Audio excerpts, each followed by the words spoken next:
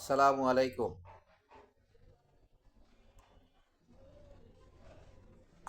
আমাদের শরীরে অনেক সময় বিভিন্ন জায়গায় ছড়িয়ে ছিটিয়ে সাদা সাদা স্পট দেখা যায়। আঞ্চলিক ভাষায় অনেকে এটাকে সেতিরোগ বলে, আমরা ডাক্তারি ভাষায় এটাকে বলা হয় লেন্টিগো। তো এই লেন্টিগো রোগটা one kind of skin disease. আসলে এটা ভালো করা একটু সময় সাপেক্ষ ব্যাপার হয়ে যায়। তো একটু সময় লাগে। কখনো কখনো এখানে লিভারের গোলযোগের কারণেও এই লেন্টিগো বা লিউকোডার্মা এই রোগগুলি দেখা দেয়। তো লিউকোডার্মা, লেন্টিগো যেটাই বলি না কেন, আসলে অনেক সময় লিভারের গোলযোগের কারণে এটা হয়।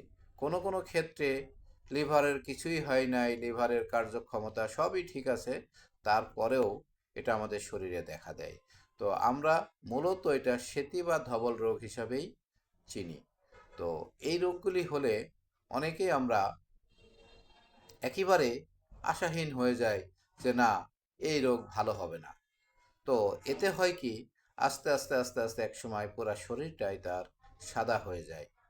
তো এতে তেমন কোনো সমস্যা নাই, পুরো শরীরটা সাদা হয়ে যায়, দেখতে একটু খারাপ লাগে, আর কখনো কখনো রোদে গেলে বা অন্য সময় একটু চুলকায়।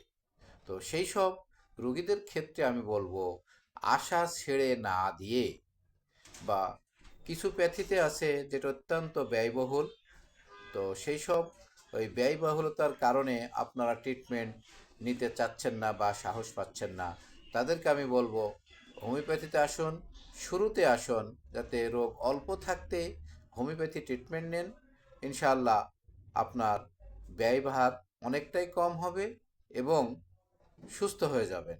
কিন্তু অনেক প্যাথি আছে যে প্যাথিতে আপনার চিকিৎসা অনেক ব্যয়বহুল, কারণ যে অয়েনমেন্টগুলা ব্যবহার করেন সেগুলি বেশ দামি, এবং অনেকে রুগীরা এই ব্যয়ভার বহন করতে পারে না দেখে চিকিৎসা ছেড়ে দেয়।